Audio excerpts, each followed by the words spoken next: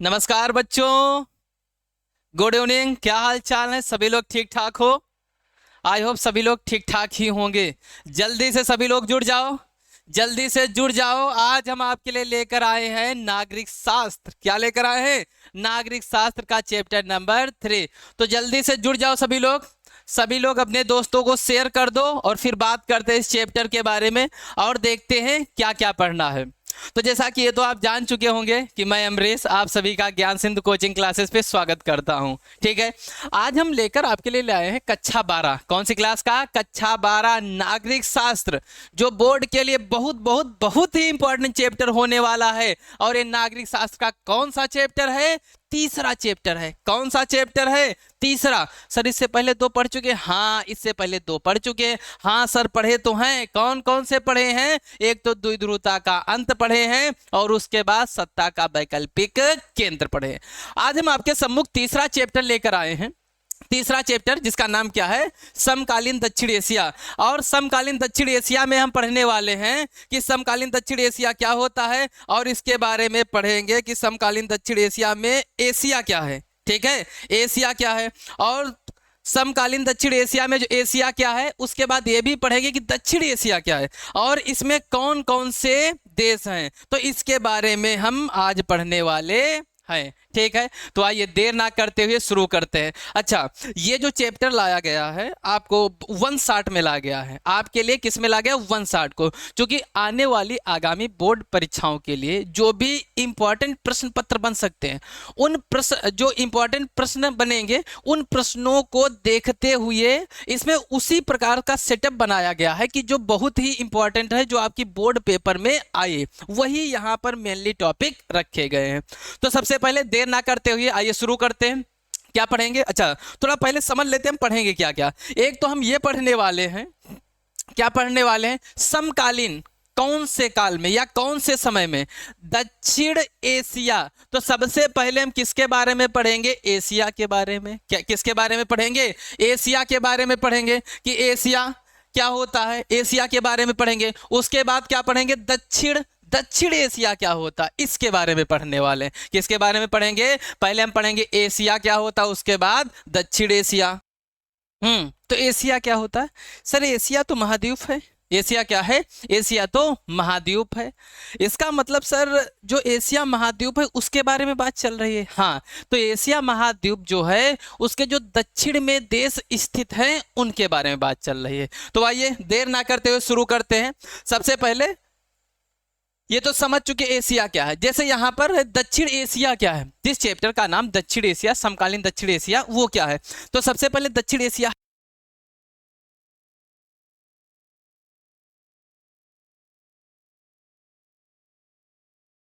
कौन से महाद्वीप में? एशिया महाद्वीप में। कहां पर? दक्षिण एशिया जो है वो एशिया महाद्वीप का एक हिस्सा है। किसका हिस्सा है? एशिया महाद्वीप का हिस्सा है जो उसके दक्षिण में स्थित है। किसके?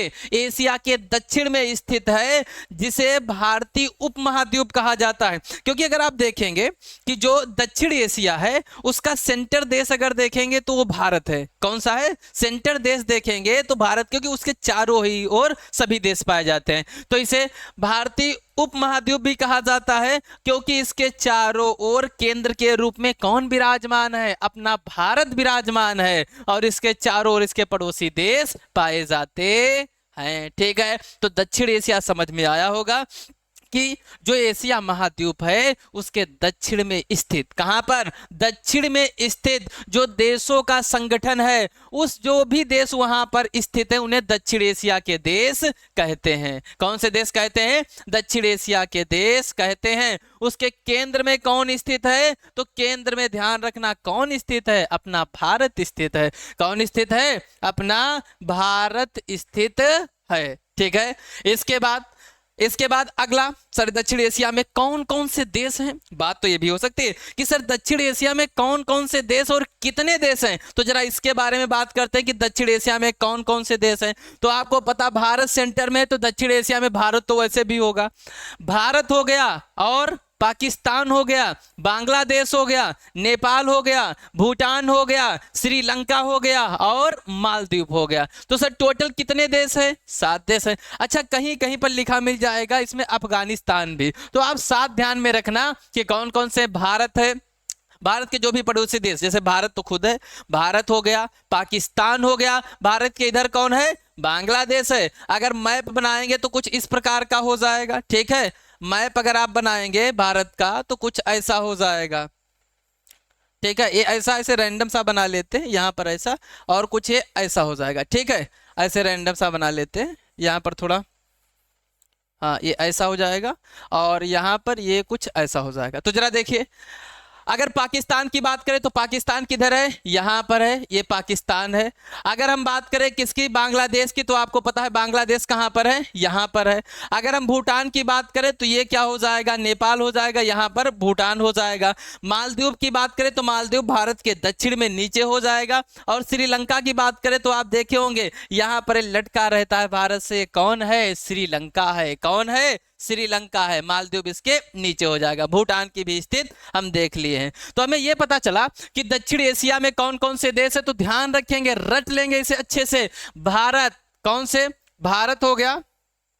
कौन कौन से देश हो गए? एक तो भारत हो गया, और पाकिस्तान, बांग्लादेश, नेपाल, भूटान, श्रीलंका और मालदीव हो जाएगा, ठीक है। समझ में आया? अगला देखते हैं। अगला, सबसे पहले दक्षिण एशिया में हम पाकिस्तान की बात करते हैं। जैसे अभी आपको क्या बताए थे कि जब दक्षिण एशिया के हम देश देखेंगे तो वहां पर जो भी देश उपस्थित हैं उनके बारे में बात करेंगे कि जो देश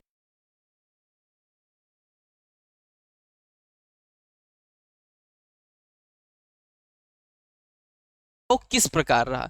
जो भी देश हैं उन देशों में लोकतंत्र का, जो लोकतंत्र है वह सैन्य शासन का उतार चढ़ाव किस प्रकार रहा। तो पाकिस्तान में जो लोकतंत्र का उतार चढ़ाव है, क्योंकि अब हमें जो पर्टिकुलर 1 बाय 1 देश के बारे में पढ़ना कि वहाँ लोकतंत्र कैसे स्थापित हुआ है और सैन्य शासन और लोकतंत्र के बीच कैसे मेल जोल रहा है या कैसे चला है। तो सबसे पहले हम पाकिस्तान पर बात करते हैं। किस पर बात करते हैं? पाकिस्तान पर। जैसे अगर हम पहले पाकिस्तान पर बात करें तो पाकिस्तान में स्थायी रूप से लोकतंत्र तो अभी भी नहीं है। आप देखते हैं कि वहाँ कभी कभी कि सेना का शासन चलता है, कभी लोकतंत्र चलता है। लोकतंत्र भले ही चल रहा हो लेकिन वो सेना के नेतृत्व में चलता है। इसके कारण जो भी होंगे वो तो तलाशने की बाद में हम कोशिश करेंगे। पहले हम देख लेते हैं कि वहां लोकतंत्र और सैन्य शासन कैसे रहा। तो सबसे पहले जो पाकिस्तान में स्थायी रूप से तो लोकतंत्र कभी चला ही नहीं, ठीक है। हाँ, पाकिस्तान में तो कभी लोकतंत्र स्थायी रूप से रहा ही नहीं, क्योंकि अगर आप देखेंगे तो कभी सैन्य शासन आया, कभी लोकतंत्र, कभी सैन्य शासन, कभी लोकतंत्र। जैसे बात करें तो पाकिस्तान जब भारत से अलग हुआ तो पाकिस्तान में संविधान के बनने के बाद देश के शासन की बागडोर जनरल अयूब खान, जनरल का मतलब है सेना का नेतृत्व कर रहे होंगे, तो जनरल अयूब खान के हाथों में ले ली गई। जल्द ही निर्वाचन करा लिए गए।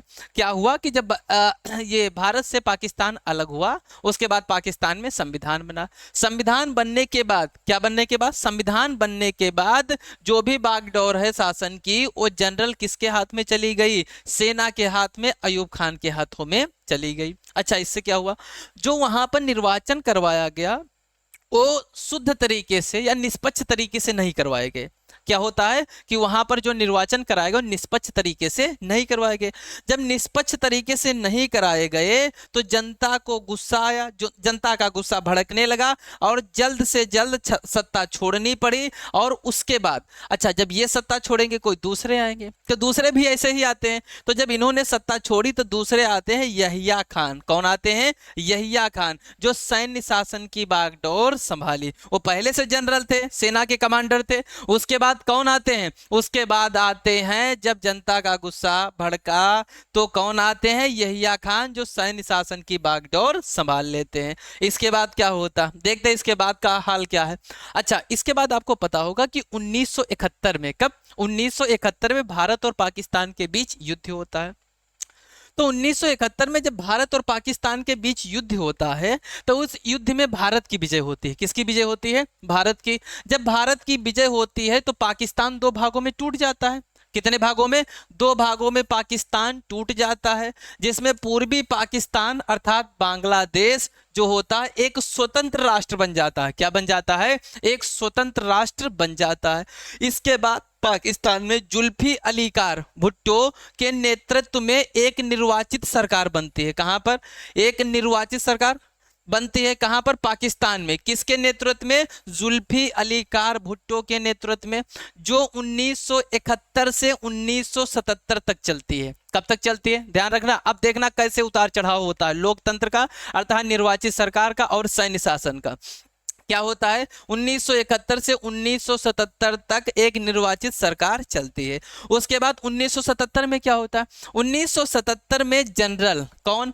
जियाउल हक ने क्या किया? 1977 में जनरल जियाउल हक ने इस सरकार को गिरा दिया, क्योंकि आपको पता है वहां पर सरकार कैसे गिराते हैं? सेना के जो लोग होते हैं वो क्या कहेंगे कि भारत से हम अब लड़ाई करेंगे, युद्ध करेंगे, क्योंकि हमें वो क्षेत्र चाहिए, भारत से वो क्षेत्र चाहिए। तो वहां क्या करती है? जनता सेना के पक्ष में आ जाती है, और जब जनता सेना के पक्ष में आ जाएगी तो सेना जो होती है या सैन्य जो होते हैं, सैन्य शासन स्थापित हो जाता है। लोकतांत्रिक सरकार जो भी है उसे गिरा दिया जाता है। तो यहां पर सरकार गिरा दिया। अच्छा, उसके बाद क्या होता? 1982 के बाद जनरल जियाउल हक को लोकतंत्र समर्थक आंदोलन का सामना करना पड़ता। अच्छा, आप ये देखेंगे कि कहीं भी सरकार ज्यादा दिन तक सैन्य शासन सरकार नहीं रख सकती है, क्योंकि वहां पर लोगों के अधिकारों का दमन किया जाएगा। तो जब ऐसा होगा, लोगों के अधिकारों का दमन किया जाएगा, तो जनता तो कुछ समय के बाद तो विद्रोह भड़केगा ही। तो 1982 के बाद जनरल जियाउल हक को लोकतंत्र समर्थक आंदोलन का सामना करना पड़ता है। अच्छा, जब आंदोलन का सामना करना पड़ता तो उसके बाद फिर क्या होता है? उसके बाद 1988 में एक बार फिर बेनजीर भुट्टो के नेतृत्व में लोकतांत्रिक सरकार बना दी जाती है। किसके नेतृत्व में? बेनजीर भुट्टो के नेतृत्व में एक लोकतांत्रिक सरकार बना दी जाती है। उसके बाद इसी प्रकार पाकिस्तान की राजनीति बेनजीर भुट्टो कि पाकिस्तान पार्टी कौन सी है? पीपुल्स पार्टी और दूसरी कौन सी है? मुस्लिम लीग। 2 पार्टियों के बीच कौन सी? एक तो पीपुल्स पार्टी, दूसरी मुस्लिम लीग के आपसी होड़ के इर्द गिर्द घूमती रही। अर्थात जो पाकिस्तान की राजनीति है वो सिर्फ 2 पार्टियों के बीच। एक कौन सी है? एक है पीपुल्स पार्टी और दूसरा कौन सा? मुस्लिम लीग की आपसी होड़ के इर्द गिर्द घूमती रहे। उसके बाद क्या होता? उसके बाद 1999 में फिर क्या होता है? 1999 में सेना ने फिर से दखल दिया। अच्छा, सेना जब दखल देती है तो कौन से नाम पर? कि हाँ, हम युद्ध करेंगे, ये क्षेत्र जीत लेंगे। जब ये सेना ऐसा कुछ बताती है तो वहां के लोग क्या करते हैं? हाँ ठीक है, अब सेना को शासन करने दो। ठीक है, तो उसके बाद क्या हुआ? 1999 में फिर सेना ने दखल दिया और जनरल परवेज मुशर्रफ, कौन? जनरल परवेज मुशर्रफ ने प्रधानमंत्री नवाज शरीफ को हटा दिया। किसको हटा दिया? प्रधानमंत्री नवाज शरीफ को हटा दिया। कब हटा दिया? 1999 में। उसके बाद क्या होता है? 2001 में परवेज मुशर्रफ ने अपना खुद का चुनाव करा लिया।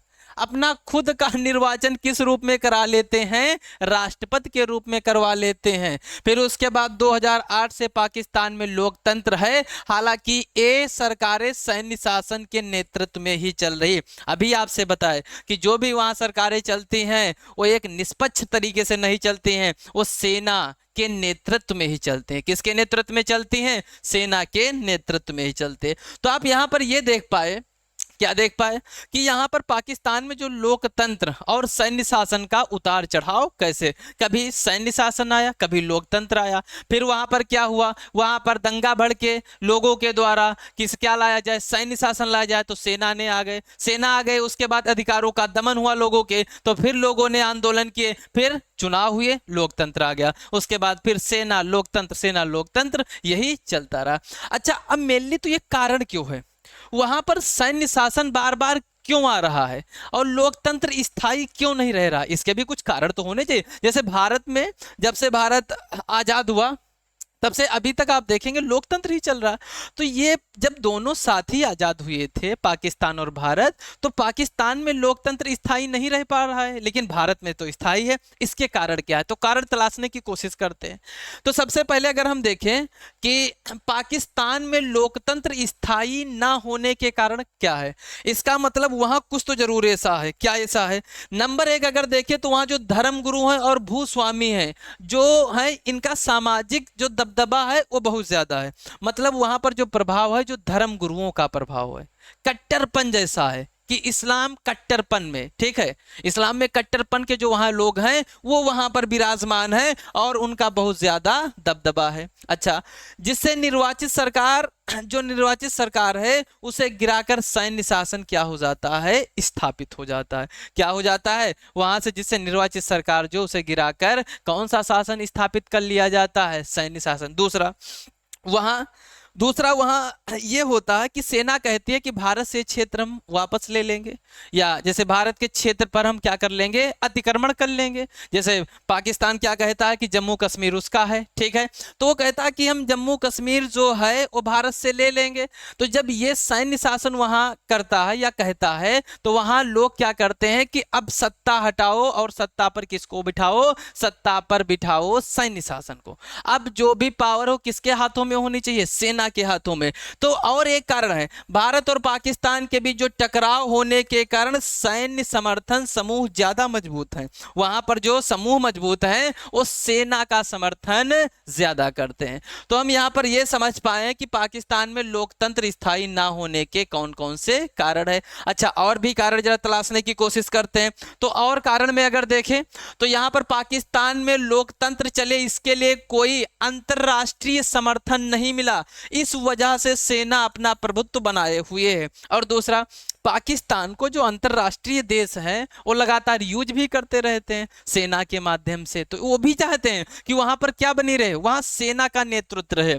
उसके बाद पश्चिमी देश व अमेरिका ने अपने स्वार्थ के लिए समय समय पर वहां पर सैनिक शासन को स्थापित किया। अभी यही बता रहे थे कि वहां पर जो भी पश्चिमी देश है या अंतरराष्ट्रीय जो भी देश है जिनका थोड़ा प्रभाव ज्यादा है, वो क्या चाहते हैं, वो समय समय पर अपने स्वार्थ के लिए वहां पर क्या बनाए रखना चाहते हैं, सैनिक शासन, सैन्य शासन। अच्छा, पाकिस्तान इस्लामी आतंकवाद को बढ़ावा देता है जिससे सेना का प्रभुत्व बना रहता है, ठीक है, जिससे सेना का क्या बना रहता है, प्रभुत्व बना रहता है। क्योंकि जैसे भारत पर अभी अटैक हुआ था, तो अब इससे सेना क्या कहेगी कि भारत कभी भी हम पर अटैक कर सकता है, तो पावर ज्यादा किसके पास होनी चाहिए, सेना के पास होनी चाहिए। तो ये जो भी कारण आप देख पाए, ये सब कारण है। कौन से कारण हैं जिससे वहां पर क्या स्थायी नहीं रहता है, वहां पर जो लोकतंत्र है वो स्थायी नहीं रह रहा है। अब इसके बाद तो हम पाकिस्तान पर बात कर चुके हैं। उसके बाद अब समझते हैं कहानी किसकी, दक्षिण एशिया में बांग्लादेश कि दक्षिण एशिया में बांग्लादेश के क्या हाल चाल हैं, जरा समझने की कोशिश करते हैं। तो सबसे पहले अगर दक्षिण एशिया में बांग्लादेश के बारे में बात करें तो बांग्लादेश, आपको पता है बांग्लादेश जो है वो किसका हिस्सा था, भारत का हिस्सा था। जब भारत पाकिस्तान अलग होते तो बांग्लादेश जो है वो पाकिस्तान के पक्ष में या पाकिस्तान का हिस्सा हो जाता है। जो बांग्लादेश होता किसका हिस्सा हो जाता है, पाकिस्तान का। अच्छा, ये जो बांग्लादेश है ये पहले क्या होता है, पूर्वी पाकिस्तान। कौन सा, पूर्वी पाकिस्तान।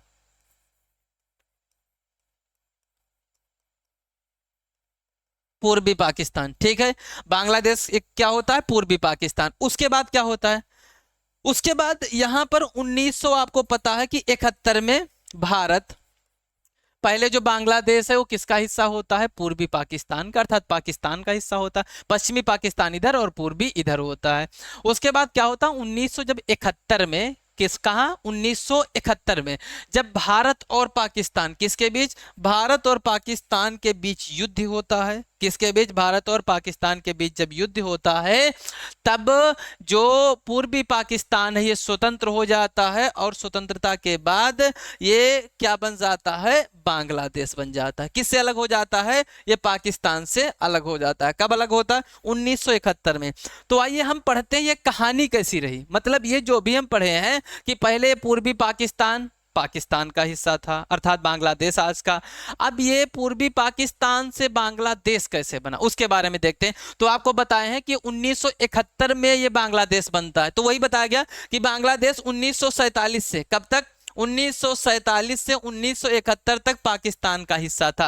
पहले किसका हिस्सा था? पाकिस्तान का। अच्छा, उससे पहले की अगर बात करें तो अंग्रेजी शासन के समय असम को विभाजित कर, किसको विभाजित कर? असम को विभाजित कर किसका हिस्सा बना दिया गया था? पाकिस्तान का क्षेत्र बना दिया गया था, जिसे क्या कहे थे? वो क्षेत्र जो बना था उसे क्या कहे थे? पूर्वी पाकिस्तान। क्या कहे थे? पूर्वी पाकिस्तान कहे थे। ठीक है, पूर्वी पाकिस्तान। उसके बाद पूर्वी पाकिस्तान में, अच्छा अब ये कहानी हम समझते हैं। कौन सी कहानी? ये कहानी समझते हैं कि पूर्वी पाकिस्तान जो है वो बांग्लादेश कैसे बना। तो क्या होता है, चूंकि अगर आप इधर देखेंगे बांग्लादेश, जैसे यहाँ पर भारत का जो राज्य है कौन सा है? पश्चिम बंगाल है, वेस्ट बंगाल है। यहाँ पर देखेंगे तो वेस्ट बंगाल, इसका मतलब इधर जो भाषा का जिसका प्रभुत्व है वो कौन सी है? बंगाली भाषा का प्रभुत्व है। कौन सी? बंगाली भाषा का प्रभुत्व है। तो यही हुआ कि पूर्वी पाकिस्तान में कौन सी भाषा का प्रभुत्व था? बंगाली। और जबकि पश्चिम पाकिस्तान में कौन सी भाषा का प्रभुत्व था? उर्दू। अच्छा, यहाँ पर दोनों के बीच अब जरा समझिए, पश्चिमी जो पाकिस्तान था वहां पर किसका प्रभुत्व था? किसका था? उर्दू का। और जो पूर्वी पाकिस्तान है वहां पर किसका प्रभुत्व था? बंगाली का। इसका मतलब दोनों भाषाओं के भी, दोनों भाषाएं भी अलग अलग हैं। अगर दोनों भाषाएं अलग अलग हैं तो आगे चलकर कभी ना कभी दोनों के बीच टकराव का एक कारण भाषा भी बनने वाली है। यही हुआ, आगे देखते हैं। इसके बाद क्या हुआ?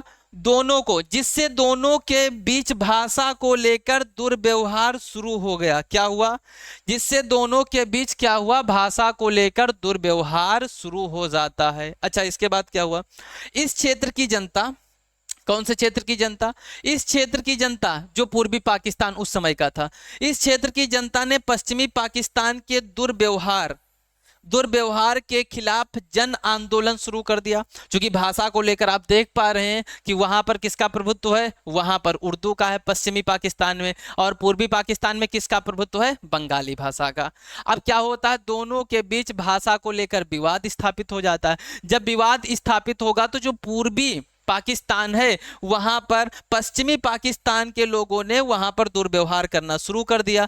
अच्छा, जब दुर्व्यवहार होगा तो जनसंघर्ष हो जाएगा। तो जो जनसंघर्ष होता है कहां पर? पूर्वी पाकिस्तान में। उसका नेतृत्व कौन करने लगते हैं? शेख मुजीबुर रहमान। कौन करते हैं? शेख मुजीबुर रहमान। अब क्या करते हैं? शेख मुजीबुर रहमान जब नेतृत्व करने लगते हैं तो ये अपनी पार्टी बना लेते हैं। क्या बना लेते हैं? पार्टी बना लेते हैं। उसके बाद क्या होता है? चुनाव होता है। देखते हैं। तो शेख मुजीबुर रहमान,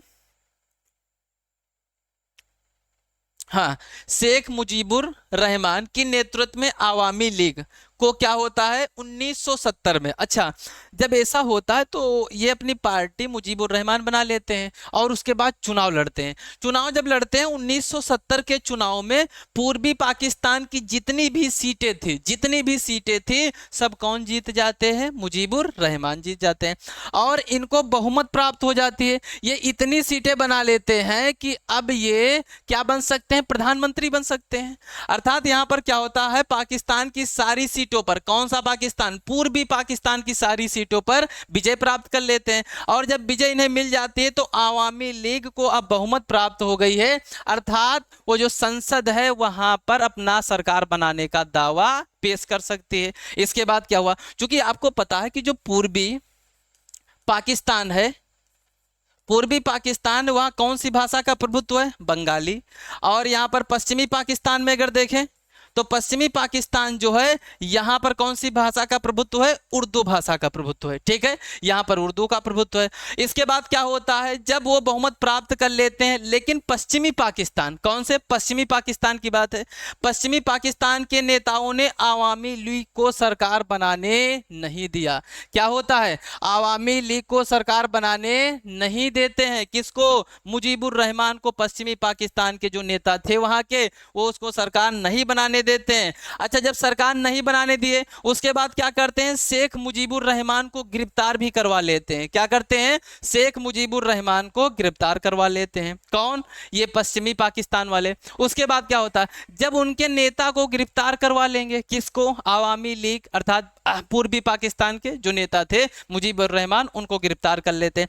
जब उनको गिरफ्तार करा लेंगे तो वहाँ की जो भी जनता होगी उसके बीच फिर से संघर्ष होगा। वहाँ की जो पाकिस्तान की सेना है जो पूर्वी पाकिस्तान में, उसके बीच और जनता के बीच संघर्ष शुरू हो जाएगा।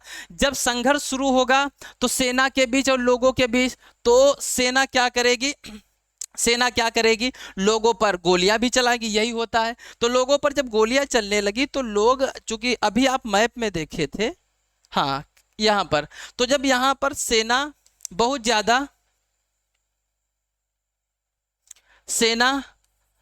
ज्यादा यहाँ लोगों के साथ दुष्कर्म करने लगी, तो लोग क्या करते हैं, लोग यहाँ से भागकर कहाँ जाने लगे, लोग यहाँ से भागकर कहाँ जाने लगते हैं, भारत भागकर जाने लगते हैं। अच्छा, उस समय की हमारी प्रधानमंत्री कौन थी, श्रीमती इंदिरा गांधी जी थी। तो इंदिरा गांधी जी, अब शरणार्थी की समस्या इतनी गंभीर हो गई कि भारत में बहुत ज्यादा लोग आ गए, बहुत ज्यादा लोग आ गए। अच्छा, उससे जिससे पूर्वी पाकिस्तान में जनसंघर्ष शुरू हो गया और बहुत सारे लोग भागकर शरणार्थी के रूप में कहां पर आने लगे, भारत में आने लगे। अब भारत के पास तो वैसे भी समस्या, क्योंकि दूसरे देश के लोग आ रहे हैं। उसके बाद क्या होता है, जो पूर्वी पाकिस्तान के लोग थे उन्होंने भारत से, किससे, भारत से क्या कहा कि हमें आजादी दिलाओ और वित्तीय सहायता दिलाओ। कौन सी, वित्तीय सहायता और आजादी। तो भारत ने क्या किया, जो पूर्वी पाकिस्तान के जब मांग जो यही थी, तो भारत ने वित्तीय और सैन्य सहायता किसको भेजी, पूर्वी पाकिस्तान को। किसको भेजी, पूर्वी पाकिस्तान को। उसके बाद क्या होता, जब वित्तीय और सैन्य सहायता भेजी तो भारत और पाकिस्तान के बीच युद्ध होना ही था। तो भारत और पाकिस्तान के बीच 1971 में, कब, 1971 में युद्ध हो जाता है, जिसमें विजय किसकी होती है, विजय भारत की होती है। अच्छा, जब भारत की विजय होती है तो पूर्वी पाकिस्तान अब जो है ये स्वतंत्र हो चुका है पाकिस्तान से, और इसका उदय किस रूप में होता है, इसका उदय बांग्लादेश के रूप में हो जाता है। किस रूप में उदय होता है, बांग्लादेश के रूप में हो जाता है। फिर उसके बाद बांग्लादेश ने क्या किया, अपना संविधान बनाकर उसमें अपने आप को एक धर्मनिरपेक्ष, लोकतांत्रिक और समाजवादी देश घोषित कर दिया। क्या होता है कि 1971 में पूर्वी पाकिस्तान आजाद होता है। आजाद होने के बाद कौन से राष्ट्र का निर्माण होता है, बांग्लादेश का निर्माण होता है। उसके बाद बांग्लादेश ने अपना संविधान बनाया और खुद को लोकतंत्र स्थापित कर दिया और धर्मनिरपेक्ष तथा समाजवादी देश घोषित कर दिया। फिर उसके बाद क्या होता है, 1975 में शेख मुजीबुर रहमान ने संविधान संशोधन कराया, संसदीय प्रणाली की जगह अध्यक्षात्मक प्रणाली को मान्यता दी। अब ये सर संसदीय प्रणाली कौन सी है और अध्यक्षात्मक प्रणाली कौन सी है, ये सरकार की दो प्रणालियां होती हैं। जैसे भारत में देखेंगे ये कौन सी है, संसदीय प्रणाली है। अगर संयुक्त राज्य अमेरिका में बात करें तो वहां पर कौन सी प्रणाली है, वहां अध्यक्षात्मक प्रणाली है। ठीक है, इसके बाद इस प्रकार बांग्लादेश में लोकतंत्र का उदय हुआ। तो आप ध्यान रखेंगे कि संविधान संशोधन से वहां पर जो संसदीय प्रणाली है जो भारत से ली गई थी वो किसमें कन्वर्ट हो गई थी, अध्यक्षात्मक। जब कब हुआ था, 1975 में। कब हुआ था, 1975 में। तो हम बांग्लादेश के बारे में देख पाए कि बांग्लादेश का कैसे उदय हुआ और कौन कौन से युद्ध हुए, भारत ने कैसे सहायता की, इसके बारे में देख पाए। तो दो के बारे में हम पढ़ चुके हैं। एक तो किसके बारे में पढ़े हैं, दक्षिण एशिया में पाकिस्तान, दक्षिण एशिया में बांग्लादेश। अगला हमारा कौन सा देश है, दक्षिण एशिया में नेपाल। तो नेपाल हमारा पड़ोसी देश है, नेपाल हमारा पड़ोसी मित्र देश है। तो जरा इसके बारे में बात करते हैं। नेपाल जो देश है ये अतीत में यहाँ पर हिंदू राजा थे। कौन राजा थे, हिंदू राजा थे। अच्छा, यहाँ पर नेपाल में एक खास बात यह है कि आधुनिक काल में कई सालों तक यहाँ संवैधानिक राजतंत्र, अभी कुछ दिनों पहले, मतलब कुछ सालों पहले भी यहाँ पर संवैधानिक राजा ही रहा, लेकिन वो संवैधानिक रूप से वहां पर शासन करता था, संवैधानिक राजतंत्र रहा। इसके बाद क्या होता है, लेकिन आम जनता, अच्छा जब विद्रोह होगा तब तो कोई ना कोई परिवर्तन होने वाला है, लेकिन आम जनता, कई लोकतंत्र समर्थक पार्टियों ने 1990 में, कब, 1990 में लोकतंत्र की मांग की और 1990 के दशक में नेपाल के माओवादी वहां का एक दल है जिसे माओवादी कहते हैं, माओवादी नेपाल के अनेक हिस्सों, माओवादियों ने क्या किया, नेपाल के अनेक हिस्सों पर अपना प्रभाव जमा लिया या उस पर कब्जा कर लिया। उसके बाद क्या हुआ, जब कब्जा कर लेंगे तो वहां जो राजा होगा और वहां जो लोग कब्जा किए उनके बीच झड़प होगी, उनके बीच मारपीट होगा, संघर्ष होगा। तो यही होता है कि माओवादियों और राजा के बीच हिंसक लड़ाई छिड़ जाती है। कौन सी लड़ाई छिड़ जाती है? हिंसक लड़ाई छिड़ जाती है। उसके बाद क्या होगा? अच्छा, जब युद्ध होगा तो कुछ समय के बाद तो जनता की मांग माननी ही पड़ेगी। तो उसके बाद क्या होता है? 2002 में राजा ने संसद को भंग करके लोकतांत्रिक शासन को खत्म कर दिया, क्योंकि पहले संवैधानिक था। उसके बाद 2006 में लोकतंत्र समर्थक के विरोध के कारण, लोकतंत्र के जो समर्थक थे उनका विरोध बढ़ रहा था के कारण राजा ने संसद को पुनः बहाल कर दिया। उसके बाद क्या होता है? 2001 से 2005 तक नेपाल में माओवादियों द्वारा खूनी गृह युद्ध चलता रहा। कब तक? 2001 से 2005 तक नेपाल में क्या चलता रहा? गृह युद्ध चलता रहा, हिंसक रूप से गृह युद्ध चलता रहा। उसके बाद क्या होता? 2005 में राजा ज्ञानेंद्र के द्वारा फिर से पूर्ण राजशाही बहाल कर दी गई। ठीक है, तो यहां तक ये समझ में आओगा कि किस प्रकार वहां पर चलता रहा तरीका, अर्थात वहां राजतंत्र और अभी लोकतंत्र नहीं स्थापित हो पाया। अब इसके बाद क्या हुआ?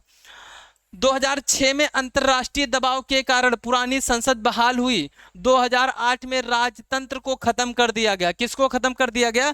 2008 में राजतंत्र को खत्म कर दिया गया। उसके बाद जब राजतंत्र खत्म होगा तो लोकतांत्रिक सरकार आएगी और उसके बाद नेपाल में लोकतांत्रिक गणराज्य बन गया और उसने 2015 में क्या किया? अपना संविधान भी अपना लिया। अर्थात वहां इस समय कौन सी सरकार है? लोकतांत्रिक सरकार है। कौन सी सरकार है? लोकतांत्रिक सरकार है। तो आप देख सकते हो कैसे ये चलता रहा कि कैसे वहां पर पहले किसका शासन था? राजा का। अर्थात पहले वहां पर क्या था? पहले राजा का शासन था। राजा का मतलब राजतंत्र था और उसके बाद कैसे क्रमवार वहां पर लोकतंत्र स्थापित हुआ। तो आप नेपाल के बारे में भी देख चुके हैं। इसके बाद हमारा अगला देश कौन सा है? अगला देश है हमारा, कौन सा है? अगला देश हमारा श्रीलंका में। श्रीलंका के बारे में देखते हैं। तो हम क्या क्या पढ़ चुके हैं एक बार देख लेते हैं। सबसे पहले क्या क्या पढ़ चुके हैं?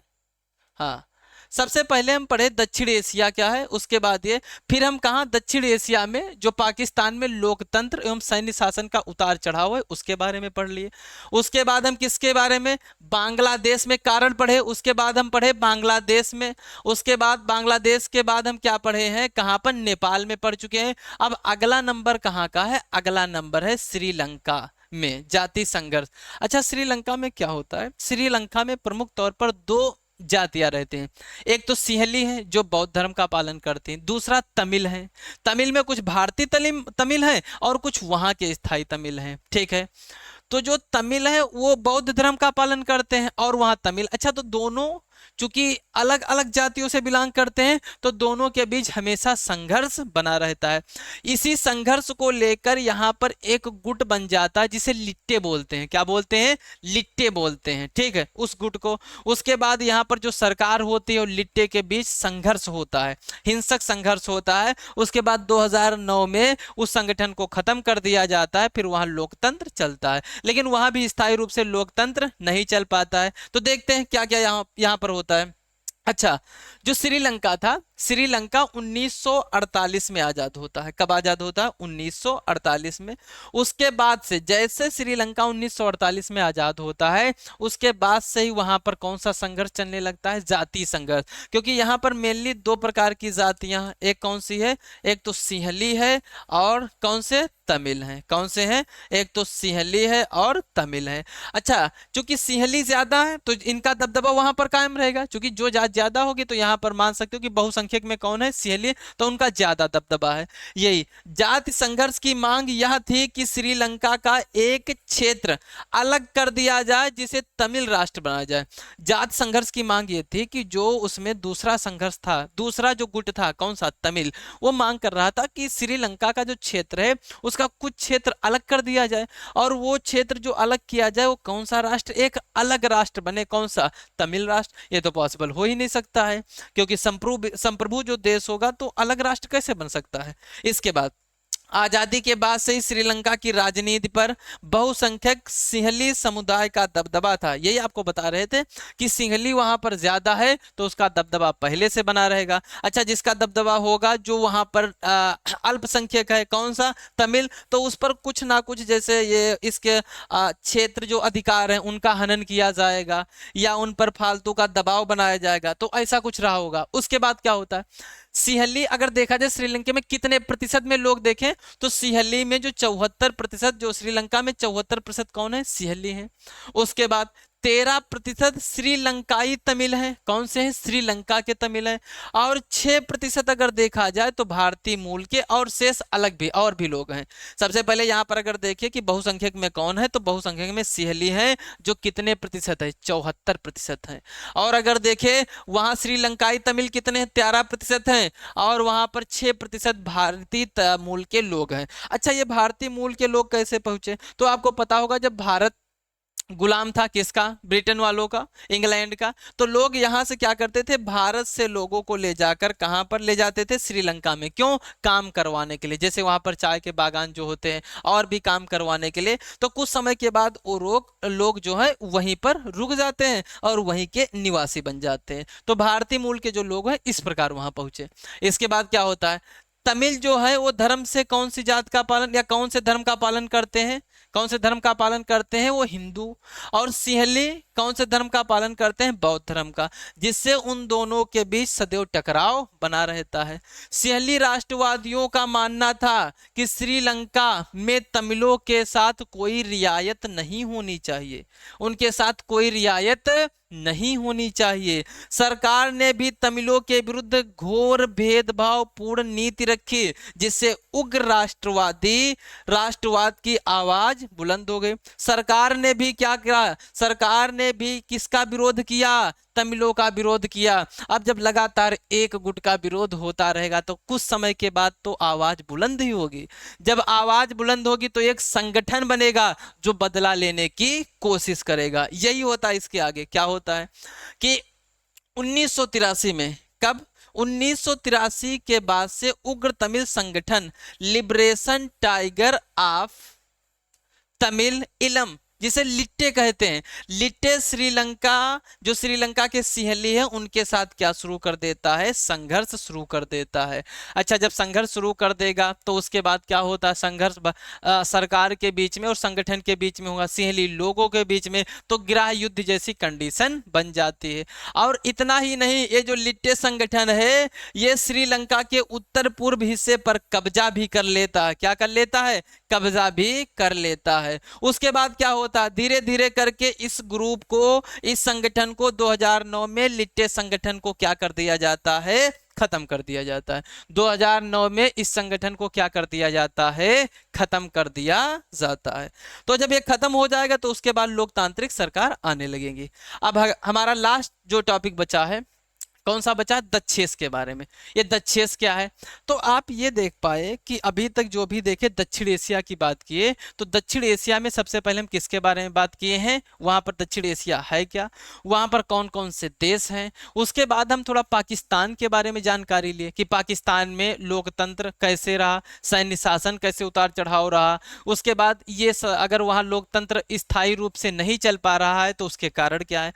उसके बाद देखिए कि बांग्लादेश कैसे आजाद हुआ, बांग्लादेश कैसे बना, पूर्वी पाकिस्तान से बांग्लादेश कैसे बना, वो पूरी हम कहानी या उसकी यात्रा देखें।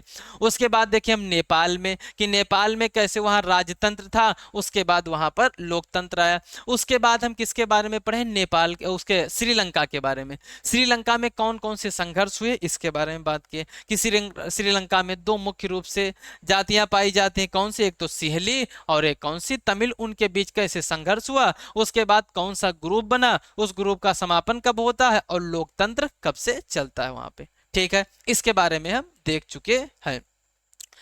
अब अगला देखते हैं।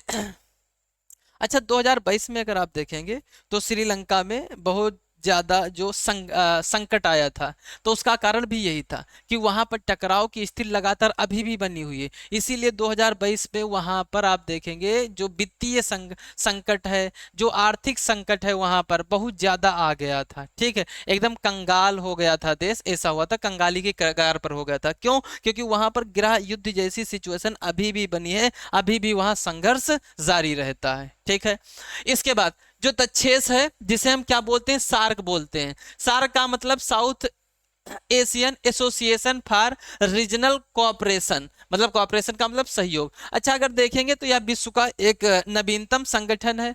अच्छा, जब कोई विश्व का नवीनतम संगठन या कोई संगठन बनाया जाता है तो उसका उद्देश्य क्या होता है? उसका उद्देश्य ये होता है कि जो उसके पड़ोसी देश हैं उनसे व्यापार करना, या पड़ोसी देश छोड़ दे या कोई दूसरे देश है, दूर देश है, तो उनके साथ क्या करना, व्यापार करना, अपनी संस्कृति को साझा करना, वहां की जो राजनीति है उससे प्रभावित होना, या अपनी राजनीति से उसमें जो भी देश शामिल है उनको प्रभावित करना।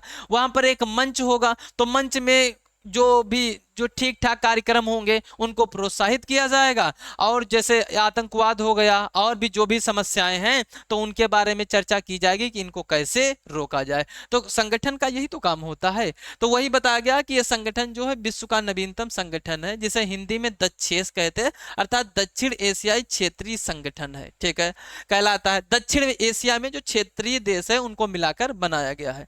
अच्छा, इसकी स्थापना कब की गई थी? इसकी स्थापना 8 दिसंबर 1985 में 1985 में ढाका में हुई थी। ढाका कहाँ है? ढाका जो है ये बांग्लादेश की राजधानी है। क्या है? बांग्लादेश की राजधानी है। ये बांग्लादेश की क्या है? राजधानी है। ठीक है, बांग्लादेश की राजधानी है। दक्षिण एशिया में जो यह संगठन है ये 8 देशों का संगठन है। कितने देशों का संगठन है? 8 देशों का संगठन है। जरा देखते हैं कौन कौन से देश। तो अभी बताए थे, भारत हो गया, पाकिस्तान हो गया, बांग्लादेश हो गया, नेपाल हो गया, श्रीलंका हो गया, भूटान हो गया, मालदीव हो गया और अफगानिस्तान हो गया। कितने देश हो गए? एक बार फिर से देख लेते हैं। भारत हो गया, और कौन सा? पाकिस्तान, बांग्लादेश, और कौन सा? श्रीलंका, और कौन सा? नेपाल हो गया, और कौन सा? भूटान हो गया, और मालदीव हो गया, अफगानिस्तान हो गया। मतलब जो भारत के जितने भी पड़ोसी देश हैं वो सभी इस ग्रुप में शामिल हैं। ठीक है, तो दक्षेस के बारे में क्या हमें पता करना? इसका दक्षेस का फुल फॉर्म क्या होता है? इसका हिंदी नाम क्या है? इसकी स्थापना कब हुई थी? 8 दिसंबर 1985 में। कहां पर हुई थी? ढाका। ढाका कहां पर है? ये बांग्लादेश की राजधानी है। और इसमें कितने देश हैं इसके बारे में हमें जानकारी प्राप्त होनी चाहिए। ठीक, इसके बाद इतनी तो जानकारी हमें लेकर चलना है। अच्छा, बात आ गई इसका बनाने का उद्देश्य क्या है? तो बनाने का उद्देश्य वही व्यापार वगैरह, या जो जनता की स्थिति उसको सही करना, आर्थिक सामाजिक व सांस्कृतिक विकास तेजी से लाना। जैसे संस्कृति हमें अपनी दूसरे देशों के साथ शेयर करनी है, या दूसरे जो देश हैं जिनकी अच्छी संस्कृति उनको हमें एक्सेप्ट करना है। क्या करना? एक्सेप्ट करना है। तो इसलिए ये संगठन बनाए जाते हैं व्यापार करने के लिए, राजनीतिक रूप से, सामाजिक रूप से विकास करने के लिए, इसलिए हमें संगठन ये बनाने पड़ते हैं। तो जैसे सार्क का उद्देश्य क्या है? तो सार्क जो उद्देश्य है उसमें चार्टर में 10 धाराएं हैं। कितनी धाराएं? 10 धाराएं। क्योंकि उसमें जो भी, जैसे कोई संगठन बनाया गया तो उसका जो संविधान होता है, तो संविधान में जो भी अनुच्छेद या धाराएं होती उससे ही तो पता चलेगा कि इसका बनाने का उद्देश्य क्या है। तो जो सार्क का चार्टर है उसमें कितनी धाराएं हैं? 10 धाराएं, जिनमें संघ के उद्देश्य, मतलब संगठन बनाने के उद्देश्य क्या है, सिद्धांत क्या है, और संस्थाओं को इसमें परिभाषित किया गया इन धाराओं के द्वारा। जैसे अगर अनुच्छेद 1 को देखें तो अनुच्छेद 1 किसकी बात करता है? अनुच्छेद 1 जो है वो मुख्य रूप से जनता के कल्याण की, किसके बारे में? जनता के कल्याण की। कहां के जनता के कल्याण की? दक्षिण एशिया क्षेत्र में जो भी जनता है उसका कल्याण कैसे हो और उसके जीवन स्तर में सुधार कैसे किया जाए, इसके बारे में बात करता है।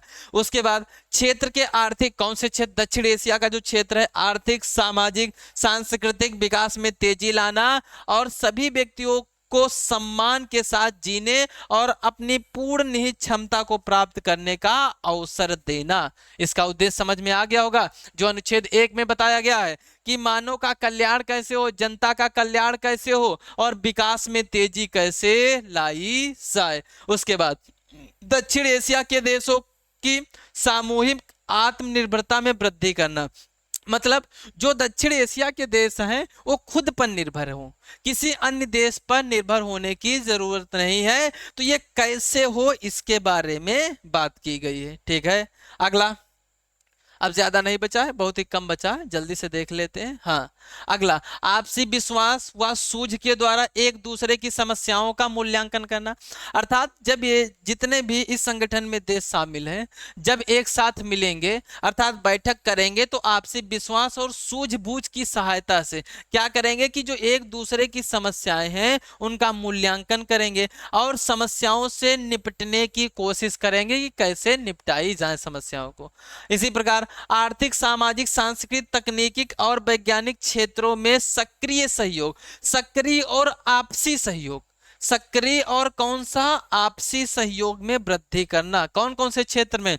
आर्थिक क्षेत्र में अर्थात व्यापार करना, सामाजिक क्षेत्र में संस्कृत एक दूसरे देशों के साथ आदान प्रदान करना, तकनीकी टेक्नोलॉजी में हमें आगे एक दूसरे के साथ जाना है, सबको साथ में लेकर चलना है, वैज्ञानिक क्षेत्रों में हमें क्या करना है, सबको साथ में लेकर चलना है। उसके बाद दूसरे विकासशील देशों के साथ सहयोग को मजबूत करना, अर्थात और भी जो विकासशील देश हैं। अच्छा, आप देखेंगे जो दक्षिण एशिया में जितने भी देश हैं वो सब कैसे देश हैं? वो सब विकासशील देश हैं, लगातार विकास अभी कर रहे हैं, अभी विकसित नहीं हो पाए हैं। तो क्या करना है, जो दूसरे भी विकासशील देश हैं उनको भी साथ लेकर चलना है। सामान्य हित के मामलों पर अंतर्राष्ट्रीय एवं क्षेत्रीय संगठनों के साथ सहयोग करना है। ये किसका उद्देश्य है? ये सार्क का उद्देश्य है। अब इसके बाद अनुच्छेद 1 के बारे में देख रहे थे। अच्छा, अब इसका सिद्धांत क्या, सिद्धांत के बारे में देखते हैं। तो अनुच्छेद 2 का सिद्धांत मुख्य रूप से ये है कि दक्षेस के मुख्य सिद्धांत निम्नलिखित हैं। कौन कौन से? संगठन के ढांचे के अंतर्गत सहयोग, प्रभुत्व, प्रभु सत्ता संपन्न समानता, क्षेत्रीय अखंडता अर्थात जो देशों की अखंडता है, राजनीतिक स्वतंत्रता, एक दूसरे के आंतरिक मामलों में हस्तक्षेप ना करना, आपसी हित के सिद्धांतों का आदर करना। तो आप ये समझ पाए कि इसके जो सिद्धांत वो कौन कौन से हैं। एक तो दूसरे देश के आंतरिक मामलों में हस्तक्षेप नहीं करना, संप्रभुता का पालन करना, अखंडता का पालन करना। ठीक है, इसके मुख्य सिद्धांत हैं। अगला, यह सहयोग द्विपक्षीय या बहुपक्षीय सहयोग की अन्य किसी स्थिति का स्थान नहीं लेगा। मतलब ये जो सहयोग है, ये जो मंच बनाया गया है, ये द्विपक्षीय या बहुपक्षीय जो सहयोग है उसका स्थान नहीं ले सकेगा। इसके बाद सामान्य प्रावधान कौन सा है? तो हम इसमें देख पाए उद्देश्य जो अनुच्छेद 1 में दिए गए, अनुच्छेद 2 में उसके सिद्धांत के बारे में, अनुच्छेद 10 में कहा गया है कि इसमें सामान्य प्रावधान कौन कौन से रखे गए हैं। सबसे पहला प्रावधान ये कहा गया है इसमें, अनुच्छेद 10 में क्या कहा गया है? कह रहा है जो भी निर्णय होंगे वो सर्वसम्मति से होंगे। कैसे होंगे? सभी की जब सम्मति होगी अर्थात सहमति होगी तब भी निर्णय लिया जाएगा। द्विपक्षीय विवादास्पद मामलों को विचार विमर्श से बाहर रखा जाएगा, अर्थात जो द्विपक्षीय मामले होंगे उसको इससे बाहर रखा जाएगा। वो देश दो जो हैं जिनके बीच विवाद है वो खुद निपटान कर ले। दक्षेस के चार्टर की भूमिका में संयुक्त राष्ट्र संघ तथा निर्गुट आंदोलन, गुट निरपेक्ष होगा यहाँ पे, गुट मतलब जो किसी गुट में ना हो, आंदोलन में आस्था व्यक्त की गई है, अर्थात गुट निरपेक्षता में आस्था व्यक्त की गई है। ठीक है, एक तो किसके साथ? यूएन के साथ भी आस्था व्यक्त की गई कि यहाँ पर इसका सहयोग लिया जा सकता है। अब इसके बारे में देखते हैं तो संस्थाएं कौन कौन सी हैं। तो सबसे पहले अगर संस्था देखेंगे तो यहाँ पर एक शिखर सम्मेलन है। एक कब होता है? प्रतिवर्ष एक शिखर सम्मेलन आयोजित होगा जिसमें सदस्य देश के शासना अध्यक्ष भाग लेंगे। मतलब जो शासन के अध्यक्ष हैं वो लोग भाग लेंगे और ये प्रत्येक वर्ष होगा। इसके बाद मंत्री परिषद का निर्माण किया गया है। सदस्य देशों के विदेश मंत्रियों की परिषद को मंत्री परिषद कहा गया है। इस परिषद की बैठक में 6 महीने में एक बार होनी अनिवार्य है। अर्थात मंत्री परिषद जो है इसमें कौन से लोग मिलेंगे? जो भी देश हैं उनके कौन से विदेश मंत्री मिलेंगे। और ये जो बैठक है वो 6 महीने में एक बार होना अनिवार्य है। ठीक है, अच्छा इसका कार्य क्या होगा? इसका कार्य परिषद के नए क्षेत्र निश्चित करना, मतलब इसके कार्य क्षेत्र नए कौन से हैं और सामान्य हित के अन्य विषयों पर निर्णय लेना। अगली जो समिति है वो देखा जाए तो कौन सी समिति है, स्थायी समिति है। स्थायी के समिति के बारे में बात करते हैं तो ये जो समिति है ये विदेश सचिव की समिति है। किसकी समिति है, विदेश सचिव की समिति है। अच्छा, इसका जो कार्य होता है वो सहयोग के विभिन्न कार्यक्रम जो होते हैं उनकी देखरेख करना होता है। क्या होता है, उनकी देखरेख करना होता है। तो यह जो सदस्य देश हैं, जो भी उसमें देश शामिल हैं, जैसे अभी बताया कौन कौन से, भारत, पाकिस्तान, ये सब देश जो शामिल हैं, उनके जो विदेश सचिव हैं उनकी समिति है। और उसका कार्य क्या है, कार्य ये है कि विभिन्न कार्यक्रम को मॉनिटर करना तथा उसमें समन्वय पैदा करना। क्या पैदा करना, उनमें समन्वय पैदा करना। इसके बाद अगर आप देखेंगे तो कौन सी इसमें संस्था है, इसके बाद इसमें सचिवालय है। क्या है, सचिवालय है। इसका मुख्यालय नेपाल की राजधानी काठमांडू। ये ध्यान रखना कि इसमें जो सार्क में सचिवालय उसका मुख्यालय कहां पर है, तो ये नेपाल की राजधानी कहां पर, काठमांडू में है। इसके महासचिव की नियुक्ति मंत्री परिषद द्वारा 2 वर्ष के लिए की जाती है। सदस्य देश बारी बारी से इस पद पर किसी व्यक्ति को मनोनीत करते हैं। इसके बाद समितियां उपयुक्त संस्थानों के अतिरिक्त कुछ कार्यकारी और तकनीकी समितियों की भी रचना की गई है। ठीक है। उसके बाद वित्तीय व्यवस्थाएं, तो वित्तीय व्यवस्थाओं में जरा देखिए वित्तीय व्यवस्थाएं क्यों बनाई गई, क्योंकि वित्तीय व्यवस्थाएं हैं ये किससे, वित्त से संबंधित हैं। तो वित्त से संबंधित करने का मतलब जो भी ये संस्थाएं बनाई गई उनके लिए खर्च चाहिए। तो कौन सा देश कितना अंशदान या कितना खर्च करेगा उसके बारे में बताया गया। जैसे देख लेते हैं जल्दी से कि सचिवालय के व्ययों को पूरा करने के लिए सदस्य देशों से अंशदान का निर्धारण इस प्रकार किया गया है। जैसे भारत कितने प्रतिशत, 32%, पाकिस्तान 25%, नेपाल कितना, 11%, बांग्लादेश कितना, 11%, और श्रीलंका कितना, 11%, और भूटान कितना, 5% देगा, और मालदीव कितना प्रतिशत देगा, 5% देगा। ठीक है। तो यहां तक हमें यह समझ में आया कि जो आपका दूसरा चैप्टर है, कौन सा, तीसरा चैप्टर जो है नागरिक शास्त्र का कक्षा 12 का समकालीन दक्षिण एशिया, उसमें हम किसके बारे में देखें, सबसे पहले हम उसमें किसके बारे में देखें, सबसे पहले हम देखें दक्षिण एशिया क्या होती है उसके बारे में। दक्षिण एशिया में कौन कौन से देश शामिल है इसके बारे में देखें। उसके बाद हम ये देखें कि पाकिस्तान में लोकतंत्र का उतार चढ़ाव कैसे जारी रहा इसके बारे में। फिर बांग्लादेश में लोकतंत्र का उदय कैसे हुआ, बांग्लादेश का जन्म कैसे हुआ इसके बारे में देखें। फिर नेपाल के बारे में देखें कि नेपाल में कैसे राजतंत्र से क्या आया, लोकतंत्र आया। उसके बाद श्रीलंका में देखें कि श्रीलंका जब आजाद होता है 1948 में, तब से जाति संघर्ष शुरू होकर वहां पर जो सिंहली और तमिल लोग हैं उनके बीच कैसे जाति संघर्ष रहा, और वहां पर जो संगठन बना लिट्टे उसका समापन कब हुआ। उसके बाद हम दक्षेश के बारे में पढ़े कि दक्षेश क्या है, दक्षेश कौन कौन से देशों का संगठन है, इसकी स्थापना कब हुई इसके बारे में पढ़े। ठीक है, इसकी स्थापना के बारे में पढ़े। ठीक, और अगला सार्क के उद्देश्य क्या है इसके बारे में पढ़े, इसके प्रावधान, सामान्य प्रावधान, और इसकी कौन कौन सी संस्थाएं। तो आई होप ये तीसरा चैप्टर यहीं तक। अच्छा, इसमें जो भी प्रश्न अभी छूटे हैं, कुछ प्रश्न छूटे हैं, तो जब इसका 1 शॉट दोबारा आएगा बोर्ड पेपर के समय, हालांकि इसमें सभी प्रश्नों का कलेक्शन कर लिया गया है, क्योंकि आप जो भी 1 शॉट बनाया गया था, ये जो प्रश्न पुराने प्रश्न आए हैं उनको देखते हुए बनाया गया था, तो मैक्सिमम प्रश्न इसमें कवर हो जाएंगे। जो प्रश्न कवर नहीं होंगे तो अगला जो स्लाइड हम लेंगे इसके बाद 1 शॉट का, उसमें प्रश्नों को ही रखा जाएगा, प्रश्नों पर हम डिस्कशन करने वाले हैं। अच्छा, बहुत जल्द हम अगले चैप्टर का 1 शॉट लाने वाले हैं, तो आप लोग अभी तक अगर इसका पहला दूसरा चैप्टर नहीं पढ़े हैं तो जल्द से प्लेलिस्ट पर जाइए और वहां पर पढ़ लीजिए, उसके बाद ये 1 शॉट देखें, और जल्द ही हम अगले चैप्टर नंबर 4 का 1 शॉट लाने वाले हैं। ठीक है, तो आप लोग तब तक पढ़ते रहिए, एकदम अच्छे से बार बार पढ़िए, रिवीजन कीजिए। अच्छा, इस समय आपको क्या करना है, पेपर हो सकता है आपके यहाँ अर्धवार्षिक हो चुके होंगे, तो अब प्री बोर्ड होंगे, तो आप रिवीजन करते रहिए अच्छे से। ठीक है, और जो इससे पहले मॉडल पेपर यहाँ पर हल करवाए हैं उनको देखिए, वहां से आपको ये पता चलेगा कि किस टाइप के प्रश्न आते हैं। ठीक है, तो आज यहीं तक रखते हैं, बाकी मिलते हैं किसी अन्य लेक्चर में। आप लोग यहाँ तक बने रहे उसके लिए धन्यवाद, और पढ़ाई करते रहें अच्छे से।